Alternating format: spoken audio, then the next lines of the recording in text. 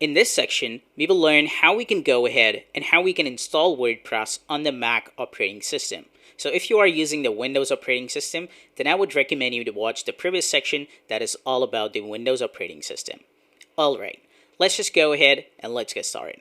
So as in the section number 1, that was all about the introduction of this course, we got to know that in order to actually use WordPress, we need to have a server. Because WordPress is actually developed in a language called PHP. Not only that, WordPress also connects with the database that is the MariaDB. So Xampp, this is basically a software that comes with Apache, that is actually a server, PHP, which is the language, and MariaDB, which is a database that can run PHPMyAdmin. So in this lecture, we will learn how we can go ahead and how we can install this software so that we can go ahead and we can actually run WordPress, because WordPress is based on PHP. Alright, so now the very first thing that you actually need to do is to go to apachefriends.org. And once you are on this website, now you do not need to click this button that says the Xampp for OS X. And the reason for that is because this is going to download the virtual machine version or the VM version. Now VM version is really much bigger in size and it's quite really buggy, and that is why I would highly recommend you to install the normal version. So how you're going to install that? What you need to do is to go ahead, visit the website, click on the download button over here. Now you need to go down and you should see on the third line we have got the latest version of the Xampp. So on the third line, whatever that is, whatever the version you are on, that is going to be the latest version, and the size of it is going to be either between 160 to 165. Alright, so make sure to install this on the third line. The one that is on the sixth line is the latest version, which is actually the VM version over here. That would be above the 350 MB. But what we need to do is to download the normal version that would be in between 160 and 165 MB. All you need to do is to click on this download and the Xampp will now be downloaded. Alright, so now once the Xampp is actually downloaded, now what we need to do is to open that up. So let's open that up and you should see a folder like this. Now we will double click on it and it will ask for our Mac operating system password. So let's enter the password, that is your Mac operating system password. Now we will click on OK and the Xampp will now be loaded.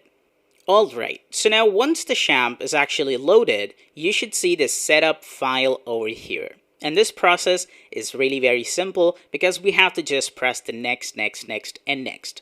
So let's just go ahead and let's press next, next. Just uncheck this and hit on next. And now you can see that the Xampp is being installed on our computer. Now, depending on your CPU, this is going to take some time, so I'll be going ahead and I'll be pausing my recording, and once this is actually installed, I'll be back. Alright, so now the Xampp is actually successfully installed on my Mac. And now we are ready to start our server. So now what we need to do is to just uncheck this, and now we have to hit on finish. Now once you're done with that, you can just close this window, you can open your Finder, and you can eject your Xampp from here. That's it, and once you're done with that, you can also close these tabs as well. And now let's just go ahead and let's start our Xampp server.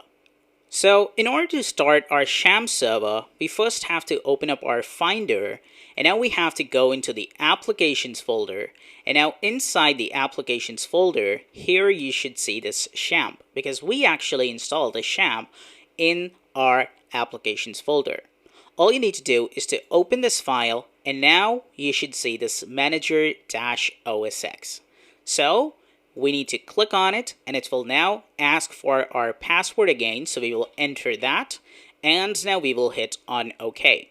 Now remember this thing, whenever you will be like restarting your computer, shutting down your computer, and now when you want to visit your website again, you have to go into the manager-osx. Now you have to go into the manage servers and now you have to start your server. So in this particular course, we're going to be working with the Apache server and also the MySQL database. So if this is already started, do not worry about it. This is going to be started for the first time only when you will install that. And later on, when you will shut down your computer, this is going to be stopped. So what you need to do is to select this, click on the start, select your MySQL database, click on start, and now these both two should be running once this gets turned into green. Alright, so now we have got these both two servers running. Now let's just see how we can check if the server is actually running. And that is, all you need to do is to open your browser. And now you have to type in here localhost, and now you have to hit enter.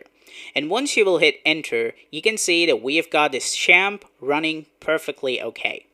Alright, so now let's just go ahead and let's open up our Xampp over here. Now you can see that this Apache web server is running. Now let's suppose that when you were actually starting this, it did not run, then what to do? So this usually happens because of a blocked port. So if you were having an error, make sure to watch this from here. And if you did not have any error, then also continue watching because we're talking about a really important point over here. Basically, when we start a web server over here, then the web server is actually started on the local host. Now, inside our Mac, let's suppose that we want to install some of the other applications too.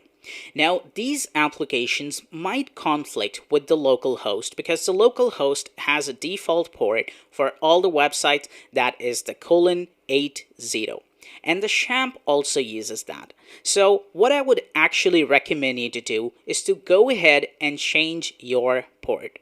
Now what actually is a port, you do not need to worry about it, but make sure to actually change your port so that in the future when you will be installing some of your applications, that applications should not conflict with the Xampp over here and your server might not run perfectly. So what we actually need to do is to select this Apache web server. Now we have to click on this configure, and this is going to open up this right here that says configure Apache web server. Now we will go ahead and inside the port we will write here 80 instead of the 80 we will write here 8080. And this will be our specific port for the Xampp so that in the future, even if we install any application, that is not going to conflict with the Xampp. Now we have to click on OK, and it's going to tell us to restart the server, so we will select yes. Now the server is going to be restarted, and once this gets restarted, we will go ahead and we will refresh this page, and you can see that this site cannot be reached is showing. So now what we have to do is to go to localhost, but not we have to only write the localhost, we also have to add the port because we have just changed the default port. So what we will now write is that we will write localhost :8080, and now we have to hit on enter, and now you can see that this Xampp is running. So this was actually a precautionary method that I wanted you to do so that in the future if you install any application that is not going to conflict with the Xampp over here. Now make sure to remember that when you will shut down your PC and when you want to visit your website that we will be installing WordPress later on in the next lecture, then you have to restart the server so that you can access the website. Now let's talk about the WordPress. So how we can go ahead and how we can actually run WordPress in here. Basically, now we can see that the Apache web server is actually running, which means that when we enter this local host, alright, :8080, and we hit on enter, it is taking us to this dashboard. Alright, so why is it taking us to the dashboard, and why we are not being given the empty over here so that we can actually install WordPress inside here and the WordPress homepage should be loaded, right? This is the question that we have in mind, and let's answer that. So when we actually install Xampp automatically install some of the files right here so that you can check that, okay, the Xampp is running perfectly. Now, what we need to do is to delete all those files. So if you go into the applications, and inside the applications you go into the Xampp, you can see that we have got this htdocs, and this htdocs is actually the folder that is holding all the public files. So if we open this up, now you can see that we have got this dashboard, and Xampp is actually taking us to the dashboard. So what we will do is that we will press Command A to select all the files. We will right click on here and we will select Move to Bin, and we will get rid of each of the file and we will hit OK. Once we are done, now if we go ahead and we refresh this localhost colon 8080, you can see that we are getting the empty folder over here. And inside this htdocs, now we are ready to deploy our WordPress. So let's just go ahead, let's get a copy of WordPress, let's paste it in here, and let's work with the installation. So what we have to do, we need to go to wordpress.org. This is the official WordPress website, and we need to download a copy of WordPress so that we can install it on our local web server, that is the Xampp. What we have to do, we have to click on this Get WordPress, and we will be taken to the WordPress page. Now we have to click on Download WordPress, and WordPress is going to be downloaded. So now once the WordPress is actually downloaded, now we do not need this tab anymore, so we will get rid of it. And now we will copy up our WordPress inside the Applications folder, Xampp, and the htdocs, which is the public folder. Now, I'll be referring to htdocs so that you already know that htdocs folder is in the Applications folder, Xampp, and the htdocs. And this is the folder that we will be only working with.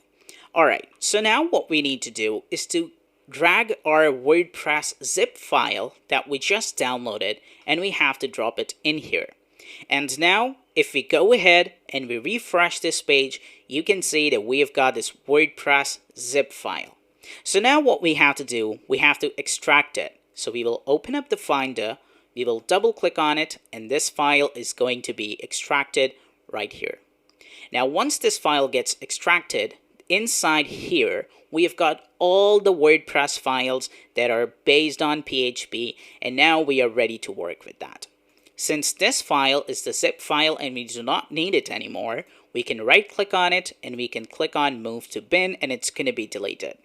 Now if you go ahead and we refresh this, you can now see we've got this WordPress, and if we click on it, it takes us to the installation page, which means that it is finally working. But if we go ahead and we go to localhost only and we hit enter, you can see that we are given a folder, and if we click on it, we are actually taken to /WordPress, and then the website is loaded. However, when I visit this website, the website that we will be building as our 5th project inside this course, you can see that when I type in the domain name.com and I hit enter, the website is actually loaded. I do not have to write here /WordPress so that the WordPress has to be loaded, right?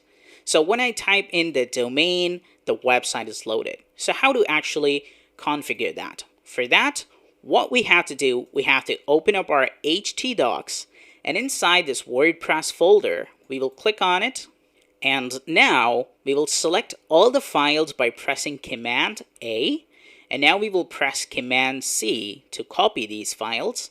Now we will go back and we will paste all the files inside the htdocs. Let's hit on here, and now you can see that we have got all the files over here. Now we do not need this empty WordPress folder which already has a WordPress. So we do not need this because all the files that were inside this folder, we have already copied them over here. So what we will do is that we will right click on it and we will get rid of that. Now if we go ahead and we go to localhost :8080 and we hit on enter, it takes us to the setup page. And now we are ready to install WordPress. So from the next lecture, I will show you how we can go ahead and how we can install WordPress on our Mac operating system. Stay tuned and bye-bye. in this lesson, we will learn how we can go ahead and how we can install WordPress on the Mac operating system.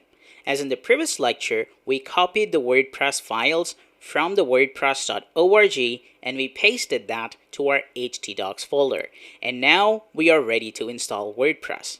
But as in the previous lecture, I told you that Mac operating system requires some of the permissions. Basically, you can see that we've got this, that in a text editor, fill your information and save it as the wp-config. So basically, when we will hit on let's go and we will be installing WordPress, then WordPress is going to create a file named as wp-config.php that is going to hold all the information about our database. So when the WordPress will create this wp-config, Mac will stop that process. So what we have to do, we have to tell our Mac that, okay, when WordPress will be creating this file, we have to allow that. And for that, we have to open our Finder, and inside the htdocs, we have to change the permission. But if you take a look at this htdocs is actually the shortcut. The actual htdocs folder is in the Xampp files. So we will open this up, and now inside the Xampp files, you can see that we have got this htdocs. And if we click on it, we are in the same htdocs folder. However, inside the applications, inside the Xampp, and if we click on the htdocs, I'm actually taken to the same page because this htdocs is actually a shortcut. So what we need to do is to click on this Xampp files, and now we have to right click on this htdocs. Now we have to go into the get info. We need to click on it, and now in here you can see that we've got this sharing and permission. All you need to do is to open that up, and now we've got this read and write, and for everyone this is read only. So we will just click on this lock over here. Now we will enter our password and we will hit on OK. And now we will change this everyone from read only to read and write. And once you're done with that, now you can click on cross. But now we also have to open this htdocs, which is the public folder that contains all of the website information. And now what we need to do is to also right click on this wp-content folder. So we need to right click on it. We need to click on get info. And we also need to change these from admin to read only. We need to change this to read and write. And we need to change this to read and write. Now you need to close this. Now you need to open this wp-content. And in the plugins folder, you need to right click on it. Click get info. Now also change this to read and write and read and write. Same goes with the themes. This is going to be the last folder that we need to change. So we will right click on it, click on get info, change this to read and write and read and write. And now you are done and you are ready to install WordPress on your Mac. Once you're done with that, now you can refresh this page and you can click on let's go. Alright, so here it says below you should enter your database connection details. But we do not know what these are. So what we need to do is to create one. So first of all, what we need to do is to create a database username. We need to create a database password. And then we need to create a database. That's it. We need to work with these three things only. The host is localhost, which is perfectly okay. Now, what we have to do is to open a new tab. And now we have to type in here localhost. And if you have changed your port, then enter :8080/php my admin. Now you have to hit on enter and you will be taken to the database page, where now we have to connect this database with the WordPress, and then we can close this tab and we do not have to look at this tab anymore because WordPress will be handling each and everything once it is installed. So now the very first thing that we need to do is to create a username and password. So what we will do, we will go into the database.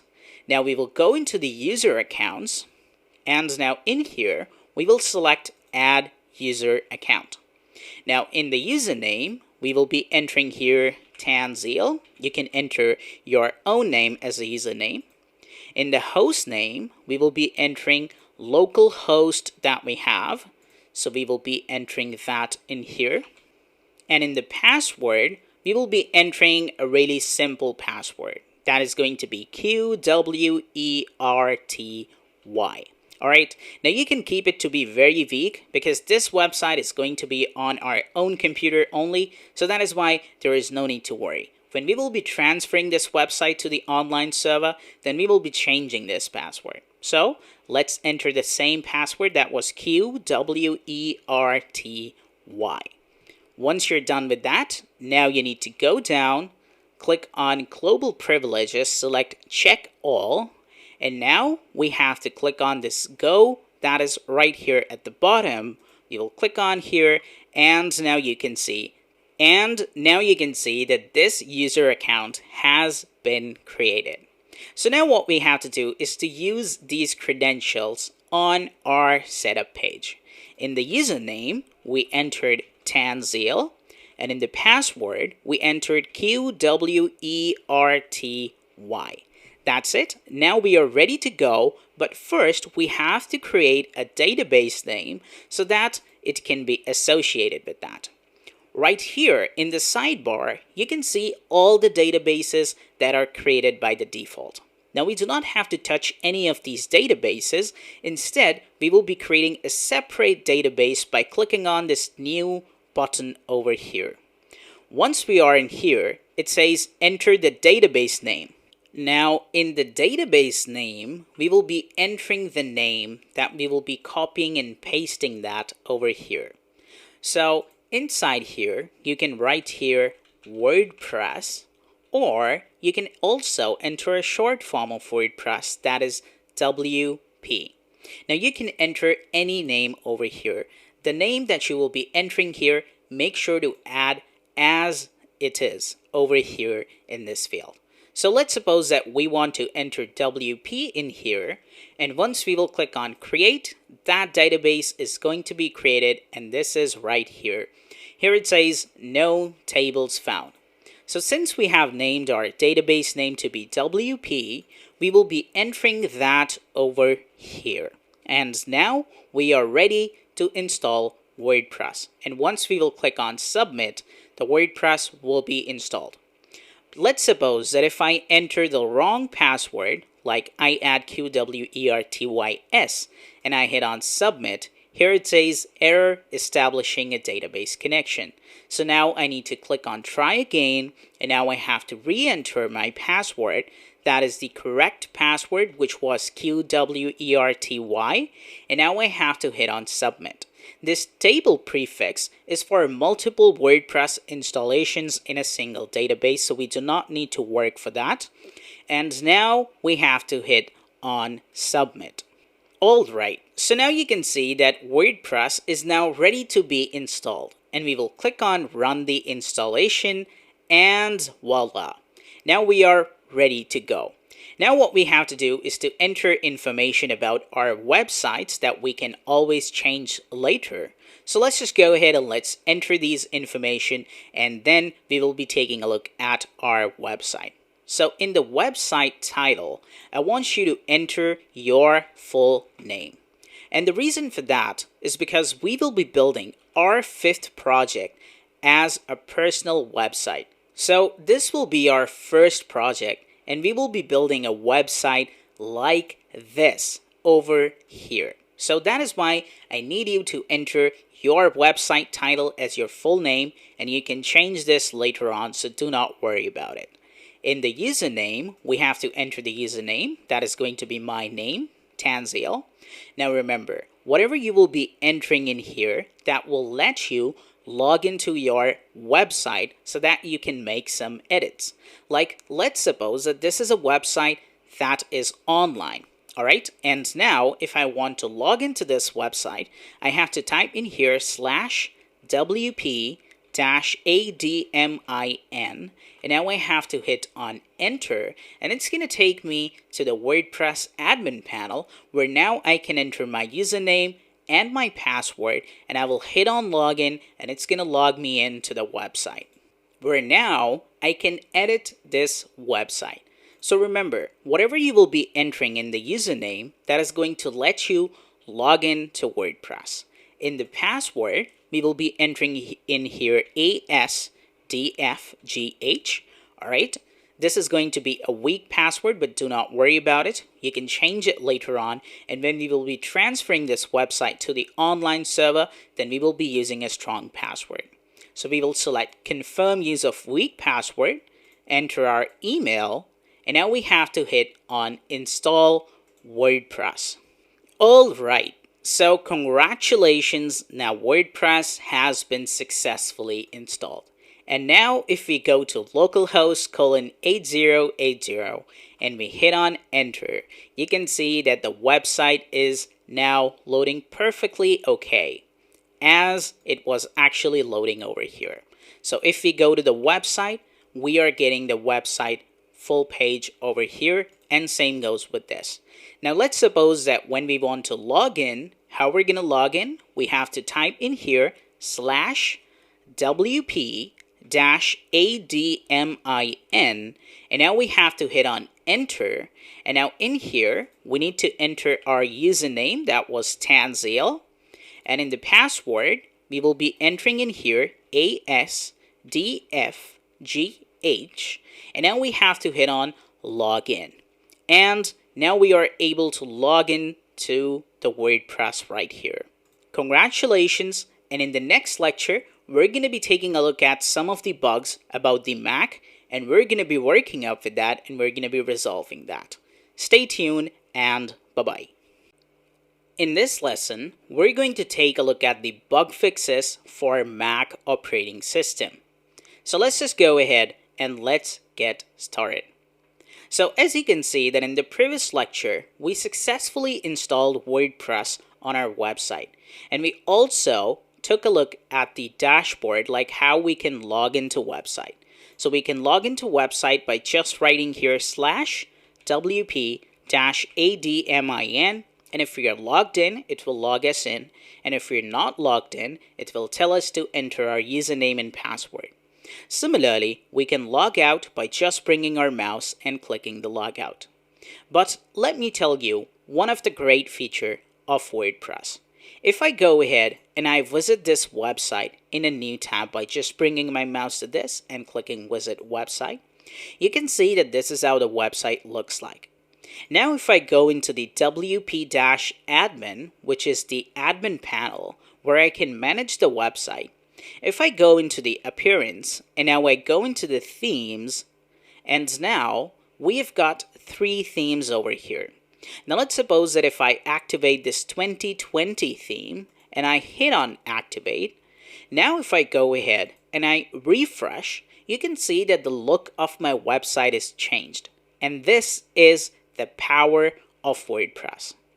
Similarly, if we now go ahead and we activate the 2021 theme, and now if we go ahead and we refresh this, you can see that the look of my website is changed. So that is how WordPress works. But there is actually an issue with the Mac operating system. And that is, you can see that if I want to install a new theme that is from the online repository, like if I click on the add new, and now let's suppose that I want to install any other theme, like this is the Astra, and if I click on install, now you can see it just tells me connection information, and here it is asking me some of these information. So what I need to do, I need to bypass this so that I can actually install any theme, any of the plugin later on when we will be working with the WordPress basics. So what we need to do for that, and there is actually a fix for that, and this is usually the bug that only appears on the Mac operating system. So what we have to do is that first of all, make sure that you go to Sublime sublimetext.com and make sure to download this Sublime Text Editor. Once you have downloaded that, now what you need to do is to drag that Sublime Text to the Applications folder so that inside the Applications folder you have this Sublime Text. And once you have this Sublime Text, now what you need to do is to open your Xampp. Now you have to go into the htdocs, and now you have to look for the file that is wp-config. So here you can see that we've got this wp-config over here. You can also switch this to list so that we can take a look at the files easily. This is actually the wp-config. Where it is? Here it is. This is actually the wp-config. Now what we have to do is to right click on it, and now we have to select Open With, and now we have to select Sublime Text. Once you open this with the Sublime Text, now you can see that this is how the file looks like. So now once you are in this file, now you need to go down to the end of the file, and here on the line 88, it says, "That's all, stop editing, happy publishing." Now before this, you can see that we have got this define wp_debug false. So now what you need to do is to actually copy this, all right? Now you need to go to another line, and now you have to paste in whatever you copied, all right? And now inside this wp_debug, you need to write here fs_method, and instead of the false, you need to delete that. Now you need to add single quotation marks, and in here, you need to write here direct. That's it. Now you have to press Control or Command S to save. And once you're done with that, now you can go ahead and you can refresh your this page. And now, if we go ahead and we install this Astra in the Add New theme, you can see that this is going to be successfully installed.